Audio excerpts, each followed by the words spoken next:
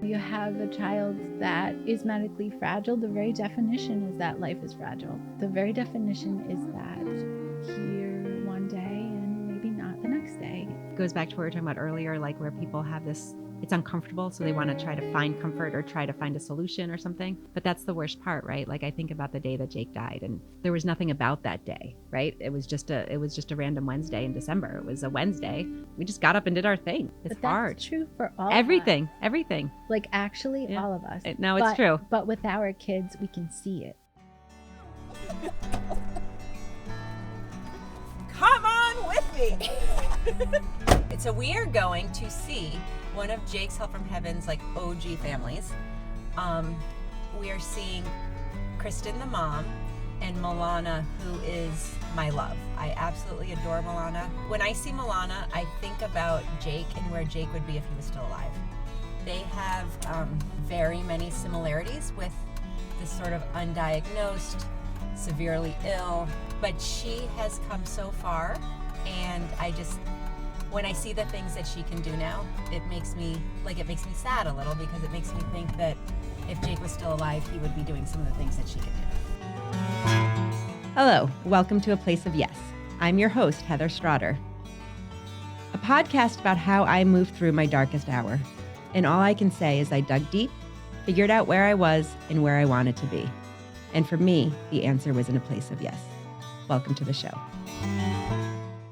Welcome to A Place of Yes. Today, I am so excited. This is actually, I've been waiting for this recording for basically since I knew I was doing this. So I'm sitting here with Kristin and Milana. They are one of Jake's Help from Heaven's like OG families. Like we have, I think, been working together for ever. I feel like as long as we've been in this journey. And for me, you know, I love all the families we work with, and I really just love the work of Jake's Help from Heaven. But with you guys, I have always felt so connected to you. Like we would be friends even if this wasn't our journey. And also that Milana, like there's so much of Jake and Milana. It makes my heart feel so good every time I see you guys. Like it's almost like therapy for me. So I'm so happy to have you here. Like I hope you know how much it means that you're on this show with me.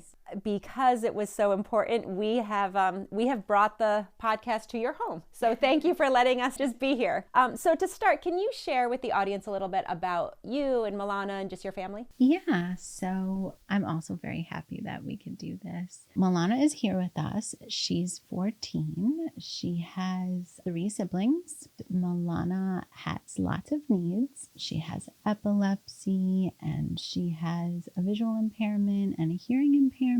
She has some blood pressure issues. She's had spinal surgery.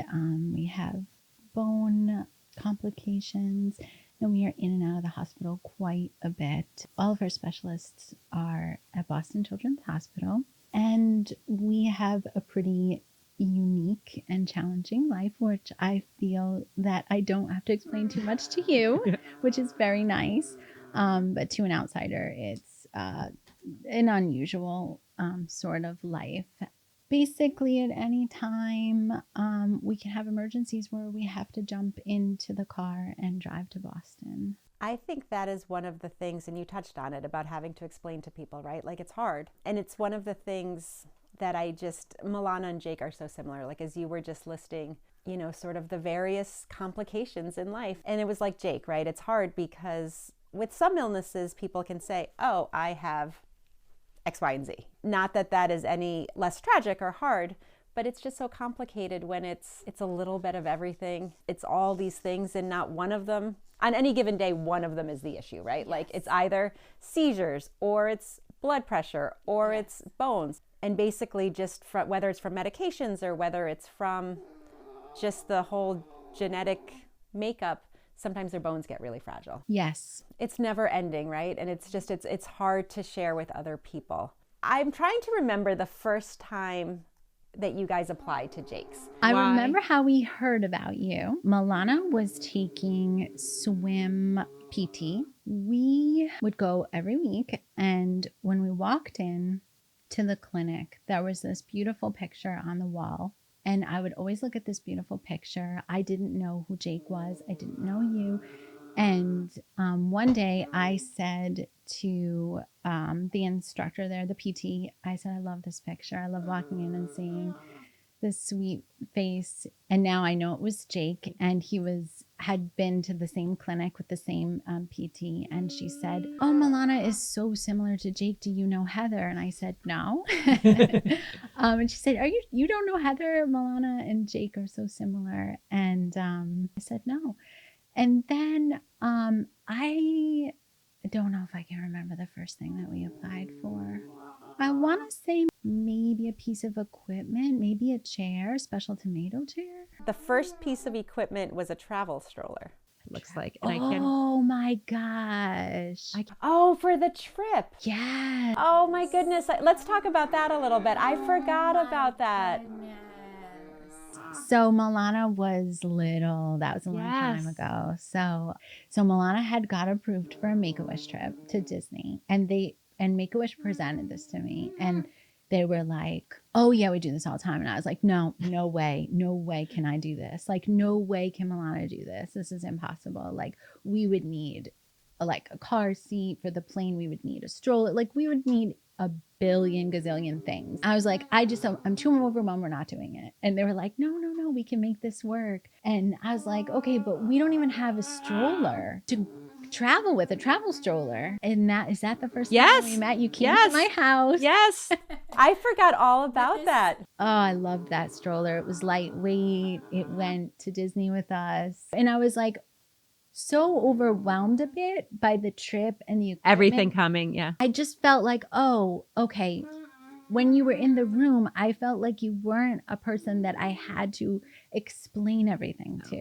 I've said this about you guys a lot, and in some of our families, like, this is the world I know, right? Because of the foundation and sometimes having to raise money for Jake's and do stuff, like, I have to be this other person. But the person that I am is this person, right? Like, that is sitting here. I'm the mom of I'm a special needs mom. It's what I am, right? You know that world, right? And I remember, so fast forwarding a while, I'm trying to think how this came to be, but there were a handful of times that I would come and sit with Milana when you did other things. And I mean, Brian was so excited for me to come here today because he knows it's been a while since I've seen you guys, and he was just like, enjoy your day. Like, he knows this is like, to spend time with Milana is just like to be able, it's like I'm Jake's mom again, right? Like, I'm always Jake's mom, but like, I don't know, I just love it. And from that first day, you just went right over to Milana. She was happy. Like, you just knew, and she knew you knew. Yeah. As you understand, it is really hard to let go and let someone sit absolutely with my baby. And there have been a couple of times where I had to do something with the other kids, and I called you. and nothing made my heart happier. Yeah. Field day. That's right. Yes, that is absolutely right. And I said, can you just be there with Milana so I can run over and do the activities on the field? I've never done that with anyone before because it's hard. It's hard. You don't know if there's going to be a throw up. Well, I was going to say, I think there was one time I was sitting here and I think she threw up on me. Yeah. And it doesn't even like, yeah. It just is what it is. It just happens. The more important thing when like Milana's throwing up or Jake was throwing up was to make sure that you're clearing their airway. Like, it's not about the throw up, right? Like, it's not like, ew, gross. It's just kind of like, okay. And let's make sure. Yeah. And also, I felt like you weren't going to make her feel bad. No, exactly. Like, even unconsciously. Yep. So that honestly is a theme that has come up in a couple of conversations, like with other moms that we've done on A Place of Yes. And I think as a society, as a world, like, not that people intentionally try to hurt feelings.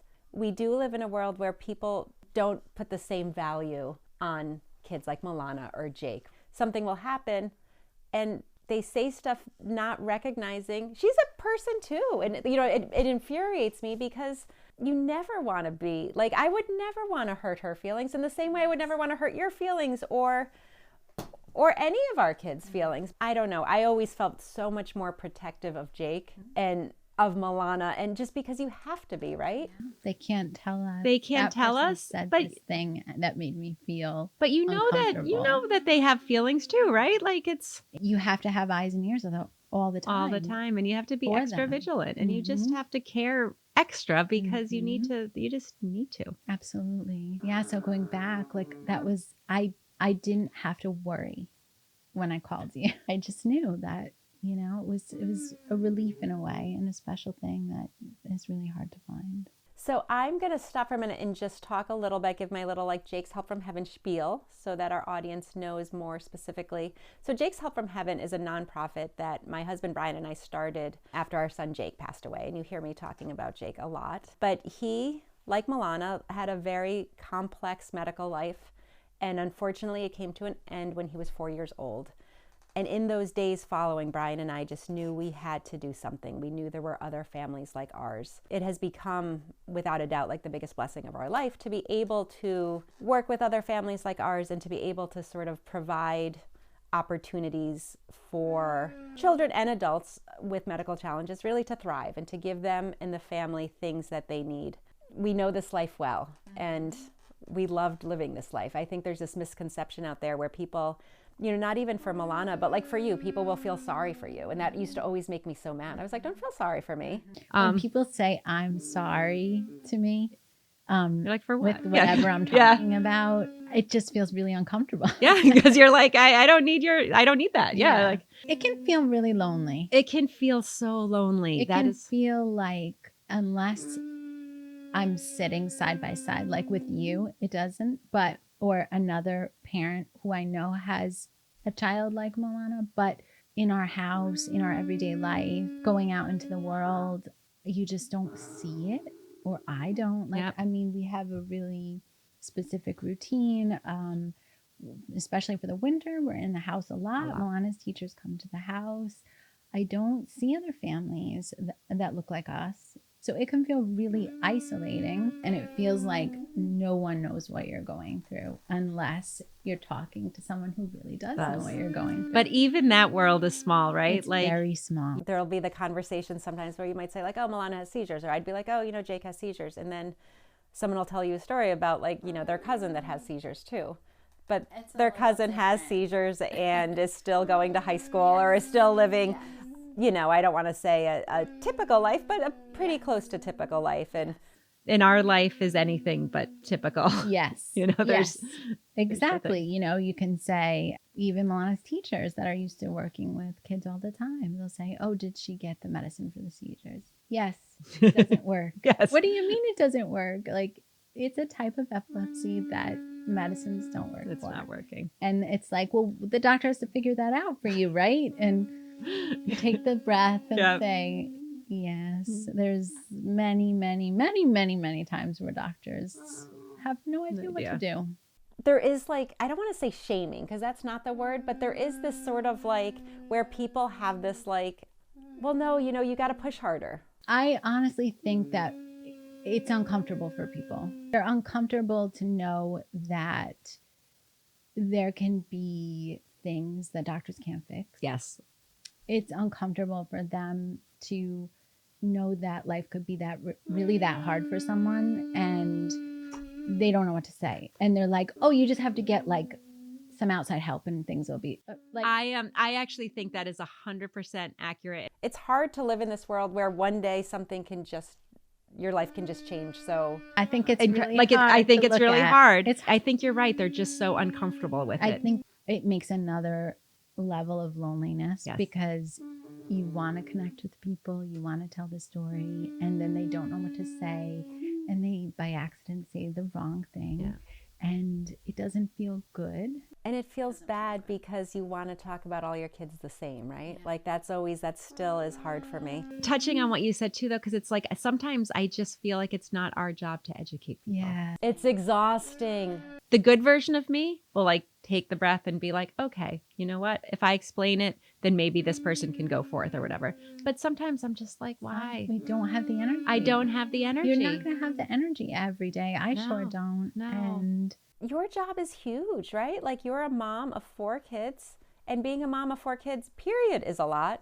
But you're keeping Milana alive. Like it's a full-time job. Yes, all moms are keeping their kids alive, but your challenge with Milana, it's different. That's right. Yeah, the things that I do for Milana every day are not things that typical moms do.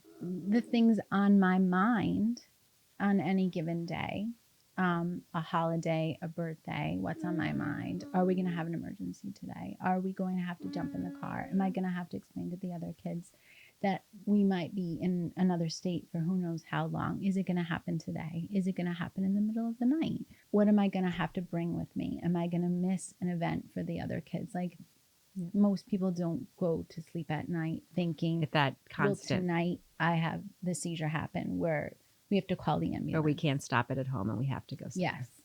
Is there going to be an ambulance, like, situation? These are big things to live with.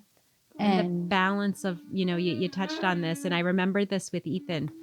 You have to drop anything at a drop of a hat to do what you need to do for Milana. But that comes at a cost for your other kids. I do think the flip side of that is, I look at Ethan and he's a typical 19-year-old, but he's a good boy and he is a kind person. And he really has a perspective that is unique. I know your kids have it too, right? Like their normal is different. I wish that you didn't have to learn some of the lessons the way we've had to learn them, but they do have a unique perspective, and we wish that they didn't, but I mean, they understand, there's so many types of privileges that people have, and there's health privilege and able-bodied bodies, and that's something that our kids know about that we wish that they didn't have to, but it's also a good thing too. I think so. I think it's we're putting kids out into the world that have, like we're talking about kind of the burden of having to educate people, and that burden is also on them. But the more kids that have the perspective that they do, it's better, right? I do think everyone deserves a place at the table. And I think like the siblings, Milana's siblings, Jake's sibling, like they're going out into the world sharing a story that is different. And they have fresh eyes. Yep. And, we don't know how they're going to change the world and what they're going to say and the domino effect. Yeah. I know my kids, wherever we go, they'll say, can a wheelchair get in here? And that's awesome. Yep. Like more times, unfortunately, the answer is no, the wheelchair can't get in here. Yeah. And they'll say, how does somebody in a wheelchair get to enjoy this? Well, they can't, and they'll say, that's not right. Yeah. Good for them. That's fair. Awesome. That's a great story. I mean, it's terrible that the answer isn't the right answer more of the time, but that is just their norm. That is their norm. Yeah. Or do they have a handicapped bathroom here? Are the questions that my kids will say. As I was coming here, I was thinking recently the things that we have sort of supported Milana with over the last couple of years. And I wanted to talk a little bit about this because I think it's so important as we talk about just, the needs. We have supported with acupuncture and massage therapy. Mm-hmm. We have a great board, and this year we have 3 new members. And so we're always a work in progress, right? We're always trying to manage exactly like what our mission is and what we're trying to do and make sure that every app we're approving is it making people's lives better? Mm-hmm. Is it creating opportunities? Is it impacting quality of life? Like all of our kind of big questions. But sometimes around the table, someone will say like, how is massage therapy helping? Right? Like why are we doing this? And we always, and we have, they're healthy conversations.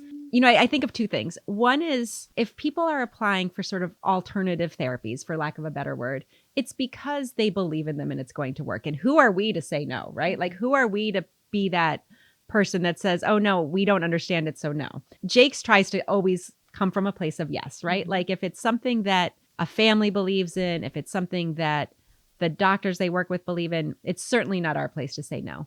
But Milana has benefited, and I know you and I have talked about it, but like I think she's done chiropractic, mm-hmm. she's done acupuncture, she does hippotherapy, yes, she does massage therapy. Mm-hmm. I don't know that you've said this, but I used to think this with Jake.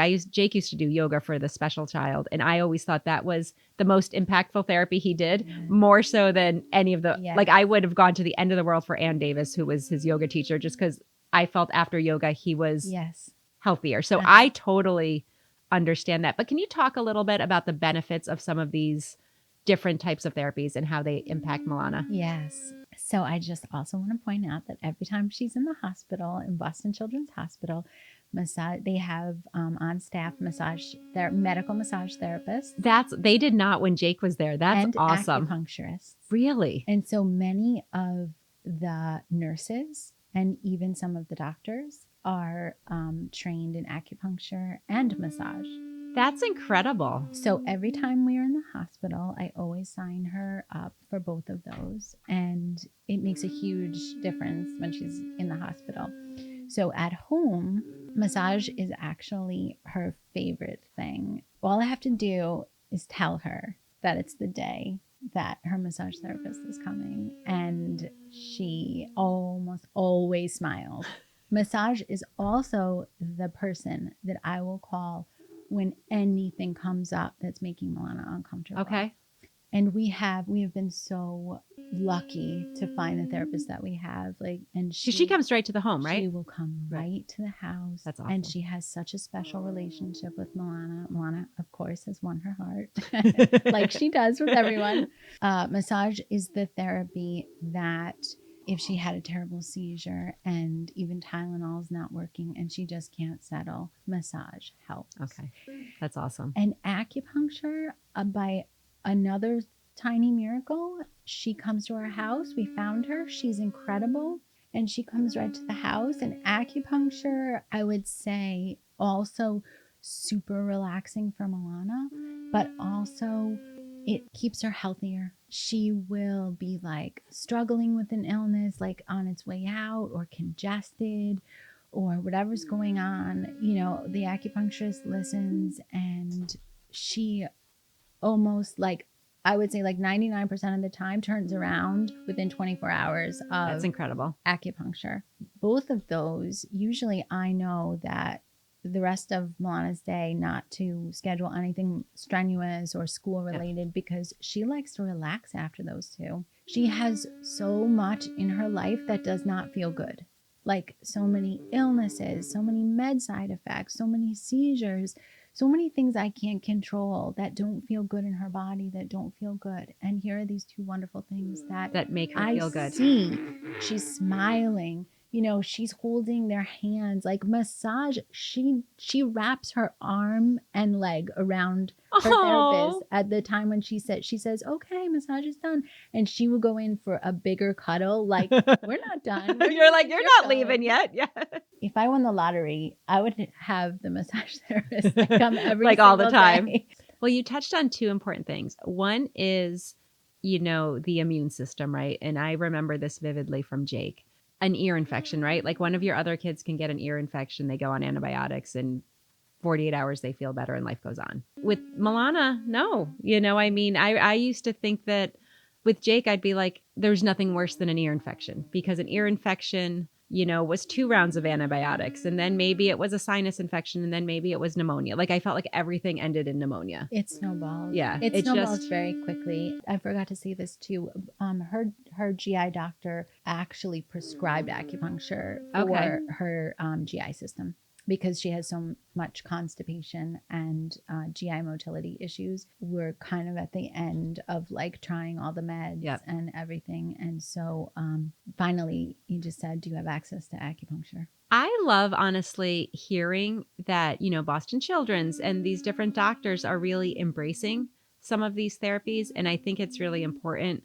At our next board meeting, I'm going to like bring it up and, you know, and I'll probably follow up with you if you can get, because I do think that's a plus, right? Because traditional things don't necessarily work. And when you're working with our population, or not that they don't work, but they have limits. They have limits. And we are working with kids and with individuals who, you know, they're atypical and it's not one size fits all kind of care, you know, and then the other thing I want to touch on too is how important it is. And this is one of the things, like, you know, like I was kind of mentioning, like around the board table, like, you know, the podcast is called The Place of Yes, because I used to always say, like, at Jake's Help from Heaven, we want to come from a place of yes. Because people would always ask us, like, do you approve this? Like, you know, it's almost like they want a list of like, yes, we do this. No, we don't do that. And I was always like, if you can provide us with the requirements that we have, you know, which is like a doctor's signature, a letter of necessity or a script, like, you know, if you can do the kind of basic requirements we need, it's not our place to decide what they need. I love that you have found for her and that you can speak so much to the success of these things, right? Because I do think it goes back to what we were saying, like our job is to keep our kids alive, to keep them safe, to keep them thriving. If massage can do that for her, if it can give joy in this hard life. Yes. You know, I mean, you also touched on that. Like, this is not just, oh, I don't feel well today. This is, Right. her life is hard. Yes, it's very hard. I mean, you know, like what we would do as moms, like for just the one thing that brings a smile. My goal is just to see a smile. I think she's mad because we've been talking about massage and she's like, wait, are we brightened up teasing when I you? Yeah, talked about yeah. it, but she was She's like, like, but I don't see anybody There's no coming. massage here right now. What are you talking about? What are you talking right? about? You love when Lisa comes. So one of the things that we have talked about before, I think, is, and I always feel funny talking about this because, you know, we touched on this earlier, right? You never want to say anything that we think would hurt like Milana's feelings or that would hurt Jake's feelings or in any way take away from this life that we lead, right? And I'm always very like cognizant of that because I loved my life with Jake so much. It wasn't easy, but it was just life. And you love life, right? Like you love this life that you're dealt. I always find it tricky to find the right words, but there is this moment. And for me, I've talked before where before Jake got sick, I had this very clear picture in my head. I always, for whatever reason, was thinking I would be walking on the beach, holding hands with Ethan and Jake. And we would just be like on a family vacation and we would be holding hands. And I remember when Jake was 5-6 months, well before he got sick, but, you know, obviously wasn't walking. Like that was just, I was like, oh, this summer or next summer, we're going to like go on a beach vacation and this is what we're going to do. And obviously that vision never became a reality and that it just wasn't our life. Do you ever have those moments like where you think of what you thought life was going to be? Yeah, I had a picture in my mind of having a whole crowd of children that we would do all these adventures together and have this flexible schedule and go all these places. And when you have a child with these types of needs, that is not a reality. No. There's all the feelings that come with, you know, the feeling, but that's what I wanted and I can't have it. Yeah. There's the feelings of not only can't this child have it, but the other kids can't have it either. And that's a different kind of guilt too. There's like the guilt of like, you don't want to be hurtful towards the Milana or the Jake, but then there's the guilt of like, Yes, it's different. It's different. Many things that I have to say to the other kids. I can't do this plan for you, or I can't take this trip, or there's a lot of things because of our situation. It's your baby that you love so much that lights up your life, and it just kind of stinks that it has to come with so much pain. Yes. But that's never to say that you don't want the life you have. I mean, Jake's been gone 13 years now. Like, I mean, that's a long time. But I still have a hard time saying it because I feel like wherever he is, I don't want him up there being like, oh, my mom wished she had something different. You know, like, I mean, that will bring me, like, it's like a gut punch. You want to get angry because it's really not fair that you can't have just the good. Like, you want just the good.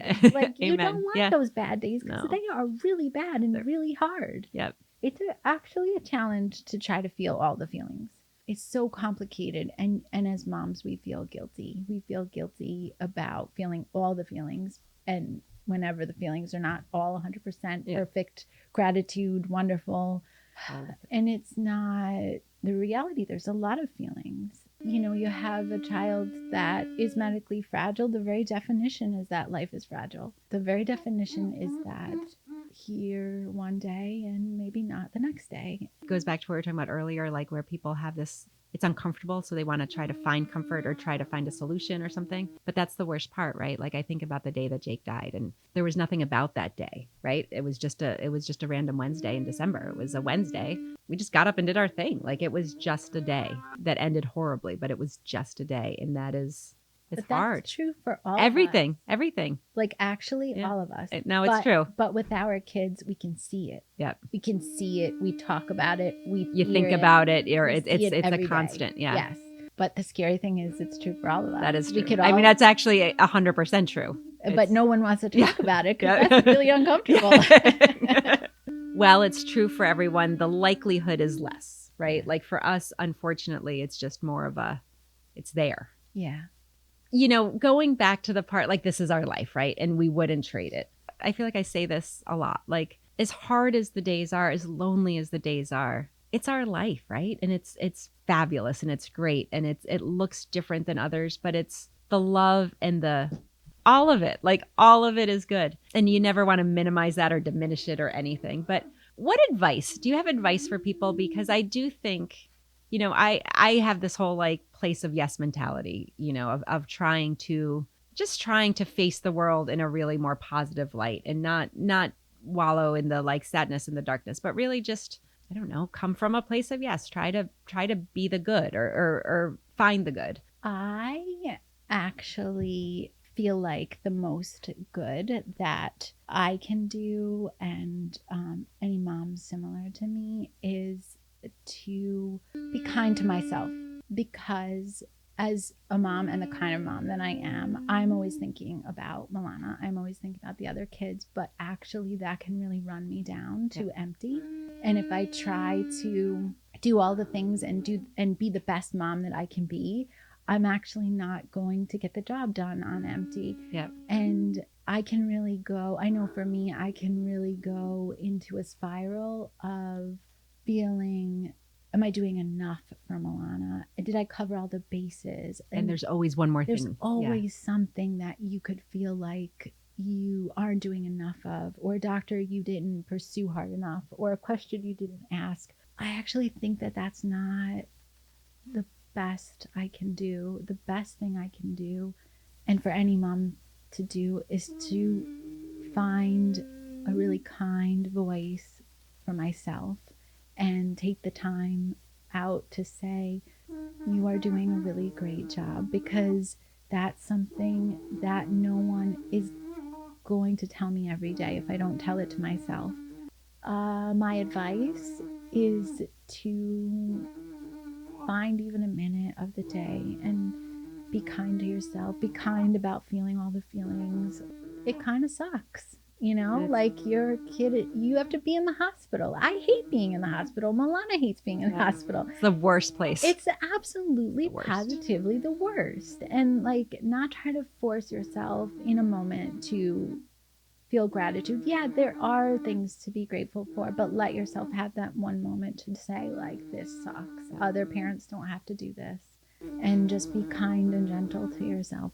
In this world, I remember it so vividly, like, I should email this doctor, or, oh, someone at the Mayo Clinic is doing this. Maybe this can help. Like, there's that endless cycle of, what should I be doing? I should be working harder. I should be making this better. I should be like, I wish I had you in my ear all those years back, because the other thing that really rang very true to me was when you have a moment when you're just laying with Milana and you know that she is telling you that you're doing good. Like, I know that feeling. Like, I know our kids are nonverbal. They can't, but they express themselves and they make their thoughts clear. And I know I heard that from Jake. It makes me happy that you have that insight. Not as easy as it sounds, because the days are very busy and you're like always very vigilant, like what's happening, what needs to be done. Because you just can't, it doesn't come natural. No. Like you said, even if it's 5 seconds, like, but just having that pause. Yeah. And I know there's been times I can remember very clearly, like, where I've been very stressed out over something, that what to do for Milana. Should it be this or should it be that? And I felt like it was such a big decision. And then I would lay down next to her and she would just put her hand on my hand. And I felt like she was saying, like, it's not that big of a deal, Mom. Relax. It's great. It's all good. You can get yourself so wound up, but it's just taking that pause. And yes, because your brain can just take you dark places. Oh yeah, you can keep going and going and going. That is actually very easy to do. It's easy to go like down a spiral, go down dark. To worry about a million things, and they're very real. It's like giving yourself grace, right? Like it's like giving yourself grace and giving other people grace. Like, I feel like both of those have not been natural for me always. Like, I tend to hold people to a really high standard. I tend to, and maybe from just being Jake's mom, just do what you say what you do. Like, just really being kind of vigilant about that, and just realizing, it's not that best. Yeah, you're doing your best, and not everything's a big deal. I always felt like sometimes there were things I couldn't control, so the things that I could control, I just like really locked into. Yes. And it's just giving grace, like just relaxing about some of those things. Yes, that's what I'm trying to say to myself. So we do this part where it's like, and the intent at the end was that I knew in this podcast we would be talking about heavy things. And particularly once we got into it and knowing like the guests I was picking for the show and the people I really wanted to talk to, I'm still Jake's mom. I want to talk about the things, right? Like this is my world. So I'm sharing, I'm with people who share my world. So we thought that we would end this with like, okay, ask Heather anything and have it be really light. What turned out is most people are asking like dark questions. They're not like, who does your hair? Not yet. No one has asked me who does my hair. I will tell you, Liza does my hair at Simplicity. I love her to death. Do you do Pilates? I used to do Pilates. Yeah. So, God, yeah. I don't know what to ask. I would give a shout out to Liza at Simplicity. She has done my hair since before Jake passed. Wow. So when we were having the funeral and everything for Jake, all of a sudden, I fixated on the weirdest thing. And I was like, my hair's a mess. My hair's a mess. I would need to, and then Brian was like, you need to take go get your hair blown out. Like go take an hour and go get your hair blown out. I walked in, and in those days I was it was like right after he died. I was just like a zombie. And I walked in, I got an appointment. I walked in, she's like, what's wrong? And I was like, Jake died. She's like, what? And I was like, Jake died. And I need my hair blown out. And she was so gracious, and she was young at the time, like in her 20s, had only one child, I think, but she was so gracious and so sweet. And she was just like, gave me this great blowout. And she was like, just go, didn't charge me. I feel like everybody in my life a little bit, not everybody, but like the people who are important to me, even Liza, my hairdresser, like has a connection to Jake. Well, Kristin, thank you so much. And Milana, thank you for being a part of A Place of Yes. So much I loved having you so much. We loved this. Thank you so much. Thanks for coming here too, to allow us to be on. This was perfect. Everything about this was, like I said, I'd been looking forward to this for so long, and it was everything I needed and everything I hoped it would be. Thank you for listening to A Place of Yes. Please follow us wherever you listen to your podcasts. Please subscribe to our YouTube channel. Leave us a thumbs up or leave us a comment. We would appreciate all that you can do. If you really like this episode, please share it with a friend or two. For more information and to leave us any feedback, please reach out to us at jakeshelpfromheaven.org.